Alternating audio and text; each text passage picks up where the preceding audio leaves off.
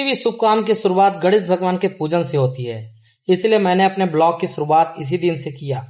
नमस्ते दोस्तों, स्वागत है आपका मेरे ब्लॉग में। मैं हूं संतोष चौहान, रामानुजगंज छत्तीसगढ़ से, जो झारखंड के बॉर्डर से लगा हुआ बहुत ही खूबसूरत शहर है।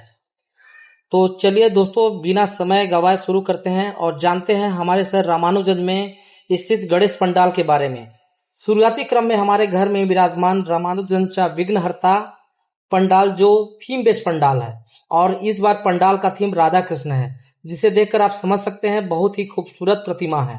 और सबसे लाजवाब यहाँ का डेकोरेशन, जिसे देखकर आप प्रकृति से जुड़े हुए महसूस करेंगे।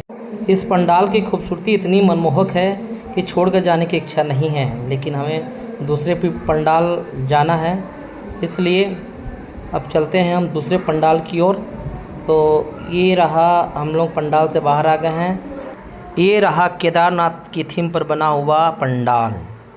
तो अगले क्रम में अब हम लोग पहुँचते हैं। ये रहा गणेश विसर्जन की कुछ दृश्य, जिसे आप देख सकते हैं।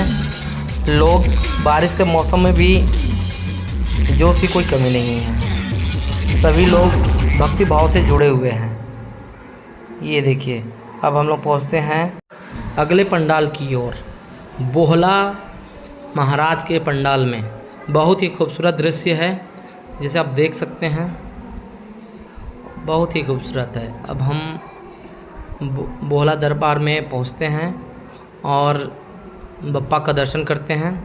ये मैं दर्शन करते हुए बप्पा और माता रिद्धि सिद्धि को प्रणाम किया और मैंने बोला, हे बप्पा, मेरे सारे विघ्न को हर लीजिए, ताकि मैं नई ऊर्जा के साथ काम को स्टार्ट कर सकूं। बोहला महाराज के दरबार में आकर बहुत ही अच्छा लगा।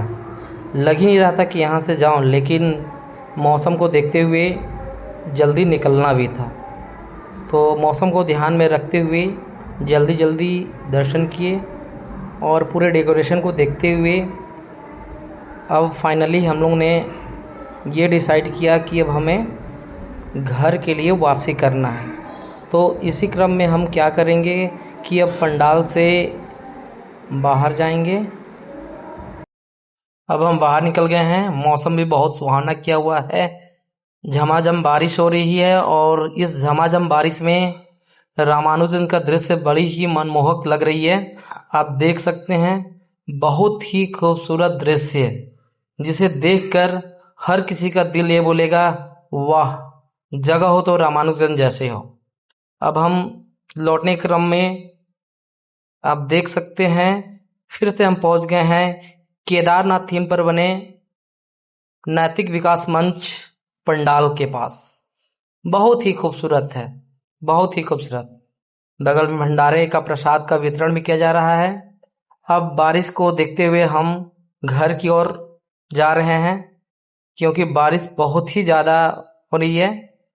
तो उसको देखते हुए हम अपने घर में स्थित पंडाल की ओर जाएंगे और ये हम निकल चुके हैं। ये हमारा चौक है, जिसे लरंगसाय चौक बोलते हैं। अब लरंगसाय चौक होते हुए अब ये फाइनली हम पहुंच गए अपने घर के पंडाल में। पंडाल पहुंचने के बाद सभी माताएं बहनें आरती की तैयारी में लगी हुई थी, क्योंकि बहुत ज़्यादा लेट हो गया था आरती के लिए। पंडित जी आने में थोड़ा सा लेट किए हुए थे और फाइनली पंडित जी भी पहुंच गए। अब होगी आरती स्टार्ट, क्योंकि पंडित जी पहुंच गए हैं। राम के आरती की जय,